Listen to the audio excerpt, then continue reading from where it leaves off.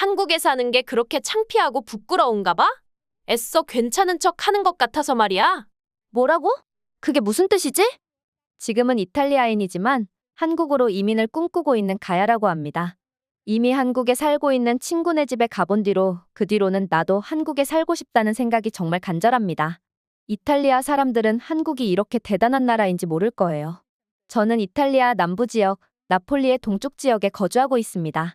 근처 베수비오 국립공원 주변에서 관광업으로 먹고 살고 있어요. 이 산은 2000년 전에 폼페이를 멸망시킨 그 유명한 활화산입니다. 지금도 활동하고 있는 화산이고 이 산을 주변으로 300만 명이 넘는 사람들이 살고 있기 때문에 세계에서 가장 위험한 활화산으로 꼽히고 있어요.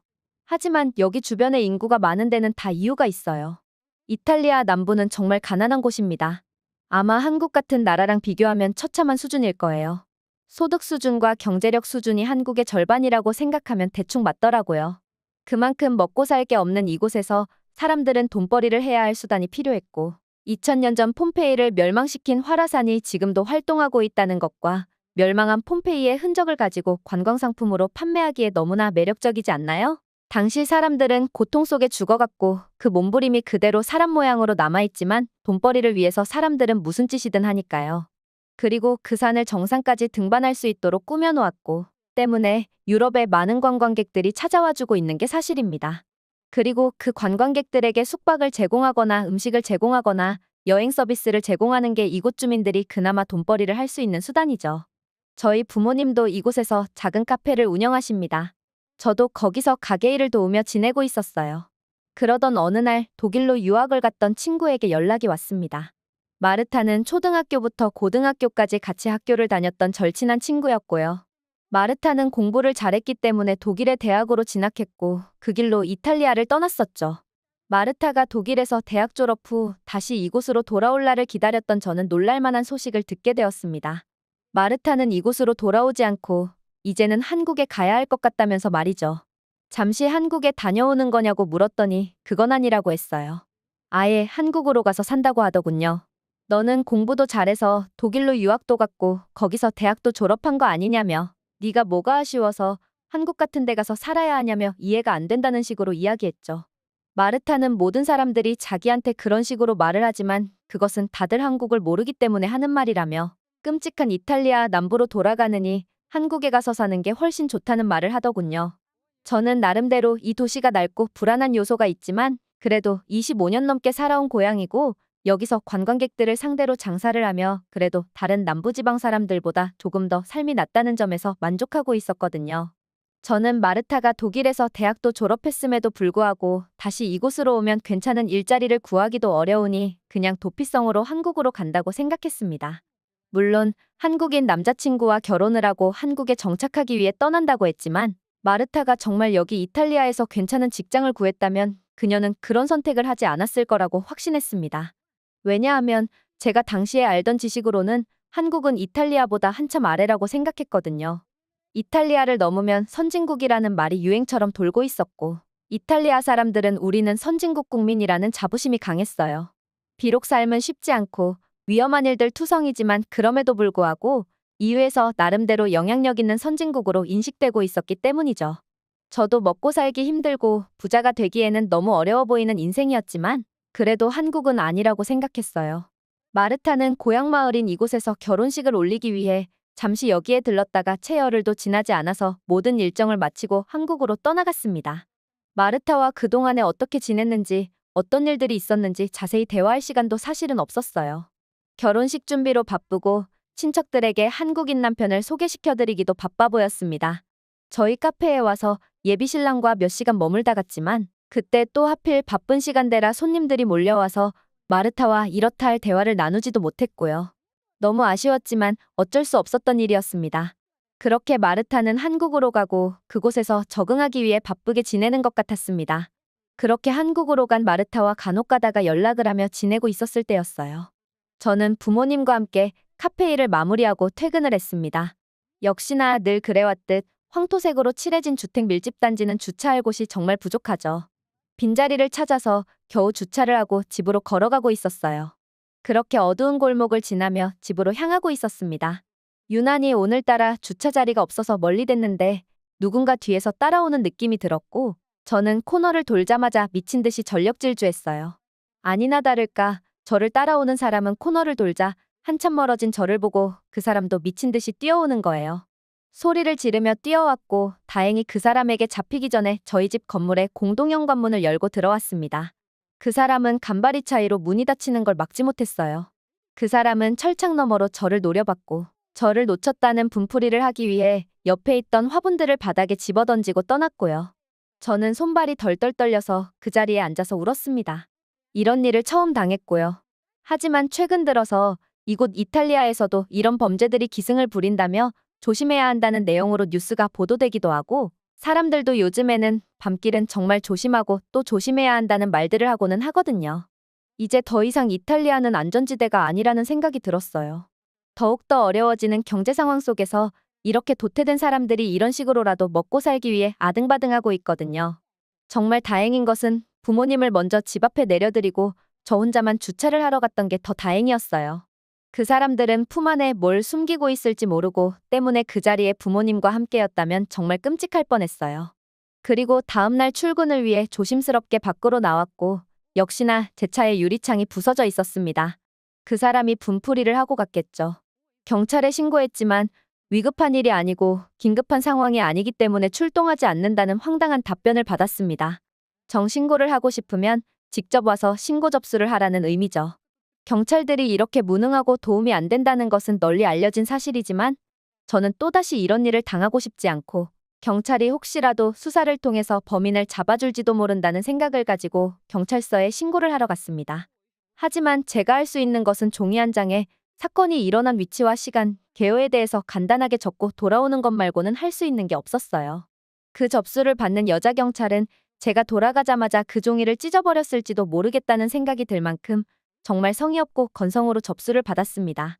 역시나 그 뒤로 경찰서에서 그 어떤 연락도 받지 못했고요. 연락해봤자 소용없다는 것을 알기에 그냥 없던 일로 생각하고 넘어가야 했습니다. 결국 저는 밤이 되기 전에 퇴근을 하기 위해서 가게 운영 시간을 줄였고 당연히 매출에도 지장이 있었어요. 하지만 조금 더 욕심냈다가 무슨 일을 당하는 것보다 이게 나으니까 어쩔 수 없으니까 그냥 수익을 포기할 수밖에 없었습니다. 그렇게 얼마 지나지 않아서 마르타와 통화를 하게 되었고 제가 최근에 겪은 일에 대해서 말했어요. 마르타는 저를 위로해 주었고 그녀의 위로에 고마움과 위안을 느꼈죠. 하지만 참지 못할 궁금증 하나가 올라왔습니다. 한국에서 마르타는 과연 안전한지 그리고 이런 일이 있다면 한국에서는 해결을 해줄 수 있는 능력이 있는지 궁금했습니다. 최근 들어서 한국이 정말 살기 좋다는 말들도 간혹 들려와서 궁금한 마음이 생기기도 했거든요. 마르타는 한국에서는 이런 일이 일어나지도 않고 혹시 일어나거든 경찰이 그런 식으로 대응하지 않는다고 말하더군요. 한국에서는 유럽처럼 경찰들이 나몰라라 하지 않고 작은 절도 사건만 있어도 긴급한 상황이 아니니까 가지 않겠다고 말하는 대신에 현장에 나와서 확인을 하고 간다고 하더군요. 마르타는 최근에 남편의 친구가 버스에 지갑을 두고 내렸는데 그 지갑이 분실되어서 경찰에 신고했더니 경찰이 바로 출동을 해서 해결해줬던 이야기를 해주며 유럽과 한국의 경찰이 서로 다른 대처를 했다는 것을 말해주었습니다. 하지만 저는 솔직히 마르타가 거짓말을 한다고 생각했어요. 이탈리아 같은 선진국에서도 그런 식으로 일 처리를 하지 않아주는데 한국에서 그런다는 게 말이 안 된다고 생각했거든요. 단지 마르타는 한국에 간 것을 창피해하지 않는다고 말하고 싶어서 거짓말을 하는 거라고 생각했습니다. 그러다가 저는 또 한 번 정말 어처구니 없는 일을 당하게 되는데요. 아침에 출근해보니 유리에 금이가 있었어요. 일부 깨지기도 했고요. 가게 안에 주먹만한 돌덩이가 떨어져 있었습니다. 누가 돌을 집어던진 게 확실했습니다. 당연히 경찰에 신고를 했습니다. 하지만 이번에도 이미 일어난 일이고 긴급한 상황이 아니기 때문에 출동하지 않겠다는 거예요. 정말 화가 머리끝까지 났습니다. 화난 채로 경찰서에 방문했고 강력하게 항의했지만 그들은 저를 거의 무시하는 듯 했어요. 종이 한 장을 내밀며 여기에 리포트를 작성하고 가라고 하는 말만 반복할 뿐이었어요. 저번에도 이런 리포트를 작성하고 갔는데 아무 연락도 없지 않았냐며 화를 냈지만 그들은 제 말을 신경조차 쓰지 않았습니다. 저와 같은 사람들이 매일 몇 명씩 찾아오고는 하니 그냥 그러려니 하는 눈치였어요. 그렇다고 리포트를 작성 안 할 수도 없으니까 일단 하고 나왔죠. 경찰서에 가서 강력하게 항의했던 탓인지 한 달 뒤쯤 연락이 오더군요. 수사를 진행해봤지만 CCTV가 작동 중이지 않았고 그 이외에 모든 수사 단서가 없다며 저희 보고 직접 가게 주변에 CCTV를 설치하는 게 범죄를 예방하는 방법이라고 말해주고 통화는 끝났습니다. 그게 정말로 다였어요. 주변 상인들은 그들이 제 리포트를 잊어버리지 않고 기억해줬다는 것에 감사 인사라도 해야 할 정도라며 주변 상인들도 이탈리아의 행정에 강한 불만을 표시하기도 했죠. 이 일로 저희 가게 및 주변의 가게들이 공금을 모아 CCTV를 설치하기까지 했습니다. 그 뒤로 마르타와 통화하며 많은 대화를 했습니다. 그리고 이번에 있었던 일에 대해서 이야기도 나왔어요. 이제는 안전하지 않겠냐며 진작에 CCTV를 달아놓았어야 했다며 말이죠.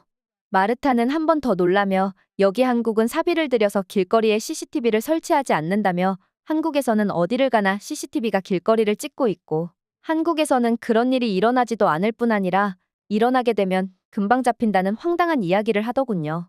저는 두 번의 범죄 피해로 마음고생을 하고 있는데 마르타는 끝까지 한국에 간 것에 대해서 후회하고 부끄러운 마음을 숨기기 위해 또 방어적인 말들을 한다고 생각했어요. 반면에 정말 한국이 그런 곳이라면 정말 살기 좋은 곳 아니겠냐는 생각도 동시에 들었습니다. 저는 마르타도 볼 겸 한국이 정말 그렇게 좋은 곳인지 확인도 할 겸 한국행 비행기표를 예매했습니다. 마르타는 처음으로 이탈리아에서 친구가 온다며 너무 좋아해 주었고요. 마르타는 방이 하나 남으니 자기 집에 지내면서 원 없이 한국을 구경시켜주겠다고 했습니다. 저는 처음에 신세지는 것 같아서 거절하려고 했지만 한국의 숙박비를 보고 결국 마르타의 제안을 받아들일 수밖에 없었어요. 왜 이렇게 비싼가 하고 봤더니 한국의 경제 수준은 결코 작지 않았습니다. 그렇게 한국에 도착했고 마르타는 공항에까지 마중 나왔습니다. 그녀가 운전하는 차를 타고 마르타의 집으로 향했어요. 그리고 이탈리아와는 많이 다른 풍경이 보였습니다. 일률적으로 황토색 페인트를 칠한 이탈리아의 주택단지와 비교해서 한국의 공동주택은 정말 규모와 외관면에서 이미 차이가 많이 났습니다. 한국 사람들은 대부분 아파트에 거주하는데 하나같이 깔끔하고 튼튼해 보이고 완벽해 보였습니다. 이탈리아에서는 황토색 페인트로 건물 외관이라도 칠해놓으면 그나마 괜찮은 데고 외벽이 조금씩 부셔져 있는 집들도 너무나 많거든요. 한국은 아파트뿐만 아니라 어디를 가도 외벽이 부셔져 있는 집은 없었어요. 그냥 풍기는 분위기부터 한국이 훨씬 더 깨끗하고 정비가 잘 되어 있다고 느꼈습니다. 그리고 수많은 거리의 건물들을 지나서 마르타의 아파트에 도착했는데 마르타의 말들은 거짓이 아니라고 느끼게 되었습니다. 너무나 깨끗하게 정비된 단지 안, 그리고 상주하고 있는 경비원들, 그리고 곳곳에 설치되어 있는 CCTV는 범죄자들이 발도 들일 수 없도록 설계가 되어 있었어요. 자세히 들여다보고 말고 할 것 없이 저는 이탈리아와는 너무나 다른 분위기에 압도당했습니다. 수도 로마에 가본 적도 있는데 한국의 서울이 더 화려하고 멋졌어요. 이건 비교할 대상이 아니에요. 한국이라는 나라가 이렇게 발전하고 있을 줄은 꿈에도 몰랐거든요. 그리고 마르타를 따라서 한국 생활을 경험할 수 있었고 어디를 가든지 편리한 것은 둘째치고 안전하다는 느낌을 매번 받으며 다닐 수 있었어요. 마르타는 겁없이 한국의 밤거리를 휘젓고 다녔으며 한국은 어두침침한 골목도 없었으며 어디에나 조명이 있었습니다. 그리고 음침한 분위기와 무서운 분위기를 풍기는 폐건물들도 안 보였어요. 정말 대단하고 감탄이 나올 수밖에 없는 분위기를 자아냈습니다. 그리고 마주친 모든 한국 사람들은 친절하고 좋았습니다. 이탈리아에서도 친절한 사람들은 친절하고 좋지만 정말 찜찜한 분위기를 풍기는 사람들이 수없이도 많은데 한국에서는 그런 사람들을 만날 수 없었어요. 이런 사람들이 갑자기 이유 없이 돌을 집어던지거나 강도를 하기 위해 저를 쫓아올 것이라는 생각조차 할 수 없는 분위기였습니다. 한국에 오래 있지 않아도 그런 것을 느끼는 데는 오래 걸리지 않았습니다. 밤에 여자들이 편하게 편의점 앞에 앉아 맥주를 마시는데 이것은 상상할 수도 없던 모습이에요. 여자들이 동네 벤치에 앉아서 맥주를 마시고 있다. 저희에게 돈을 내밀며 얼마면 되냐고 물어볼 남자들을 생각해보세요. 다시는 밤 공기를 느끼며 맥주를 마시겠다는 생각도 못할 테죠. 하지만 한국에서는 그런 걱정을 하지 않아도 됩니다. 정말로 말할 수 없을 만큼 안전하고 멋진 곳이에요. 저는 한국으로의 완전한 이주를 하고 싶다는 생각이 들었습니다. 마르타는 제가 한국에 살기 위한 가장 빠르고 확실한 방법은 한국 남자와 결혼을 하는 거라고 하더군요. 한국어를 하나도 모르는 제가 그러기는 쉽지 않겠죠. 저는 대학도 나오지 않아서 한국에 취업을 하는 것도 사실상 불가능하고요. 솔직히 제가 한국으로 이민을 오는 게 거의 불가능한 상황이죠. 하지만 카페에 앉아서 가만히 손님을 기다리고 있으면 한국에 다녀왔던 생각들이 떠올라서 견딜 수가 없어요. 한국으로 이민 가기 위해서 정말 이제부터라도 뭐라도 준비해야 되겠다는 생각이 들어요. 그래서 지금은 열심히 한국어를 배우고 있고요. 한국어를 잘해지고 난 뒤 뭘 어떻게 해야 할지 좀 더 고민을 해보는 시간이 필요할 것 같아요. 언젠가는 한국에 꼭 가겠습니다. 제가 들려드릴 이야기는 여기까지입니다. 다음에도 좋은 영상으로 다시 찾아뵙겠습니다. 이상 돌고래TV였습니다. 감사합니다.